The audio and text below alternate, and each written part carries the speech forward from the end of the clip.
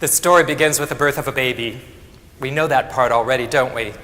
And what happened? A star appeared in the sky. And it got a lot of attention. It got a lot of people's attention, shepherds and people and folks and even some people from far away who came looking for this child. Now, I don't know how far away they were, but they were in the east. Now here, the east is like 3,000 miles. And so I think it was a long way. And these were important people. They were kings or astrologers or scholars or something. We just know that they were important, and they took the trouble because they had seen this star and they knew something important was happening to travel all the way to look for this child. And they showed up in Jerusalem and they started to ask around, where is this child that's been born that we understand is going to be the king of the Jewish people? Where is this child? And you know what happens in a city. There starts to be gossip. And people started gossiping about these 3 or 5, I don't even know how many guys there were from the east. And pretty soon, the word got back to King Herod. He was the one who was in charge there. And I'm going to tell you right now, he is the bad guy in this story. And so they were asking around, and King Herod heard about this. And of course, in their tradition, they would have had this idea of the Messiah coming, of this king coming. And he started to worry because, you know, when someone goes around and they're asking for a king or a Messiah, and you're the king, this is a threatening situation. And so he called his lawyers and his scribes and the people who knew about the tradition, and he said, can you tell me where this child was supposed to be born? And his folks, his minions, said to him, well, in Bethlehem, in Judah, because it says in the scripture, Bethlehem, O you of Judah, you are not the least among the nations, among the rulers, because from you will come someone who is going to lead my people Israel. That's what it said in the scripture.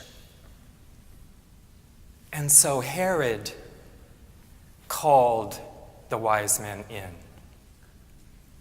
This is the part of the story that disturbs me every time I hear it or tell it. He said to those people, and I can just imagine the oiliness oozing out of him. He said, oh, tell me, as you go search for this child, if you find the child, come back and tell me, so that I too can go and worship this child. I don't think so. And the men went out, and as they went out, there was that star, and the star started to move, and they followed that star, and it took them right where they were supposed to go, to this place where Jesus had been born. They found this little family, Jesus and Mary and Joseph, and it said they were filled with joy. Who wouldn't be to find a child, a beautiful baby? That's enough in and of itself, but this special child, they were filled with joy. And they dropped